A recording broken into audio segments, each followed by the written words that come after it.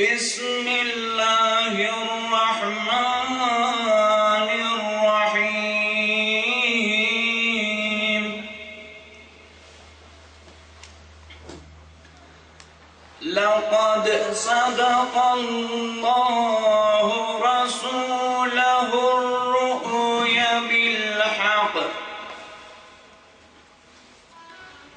لتدخلن المسجد الحرام إن شاء الله آمنين محلقين رؤوسكم ومقصرين لا تخافون.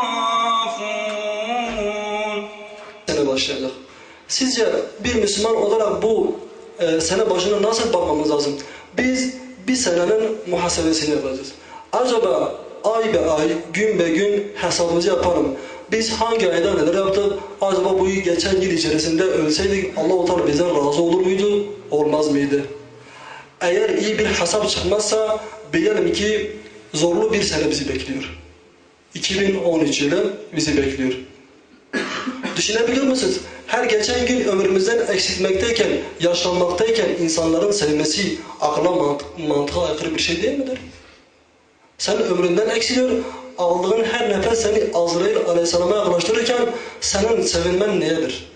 Biliyorsun, yılbaşıdır, milli piyango almayı düşünüyorum artık. Milli piyango bileti alacağım bakalım. Bana dua et, Muhammed abi çıkarsa seni de görürüm yani. Amacı Allah'a kulluktur. Kulluk görevimizi yapmak için biz bu dünyaya gelmişiz. Muhammed nereden bileceksin? Sen o parayı hayırla kullanırsın. Hayır. Hayırda kullansam para olur mu acaba ya? Tabii ki olur. Unutma, senin kiran var. Nasıl da yukarı çıkıyorsun? Elektrik borcun var. Bu kadar borcu nasıl ödemeyi düşünüyorsun? Evet. Ben bir bilet arayayım. Yani bir kişi bir milli piyango bileti almak olacak.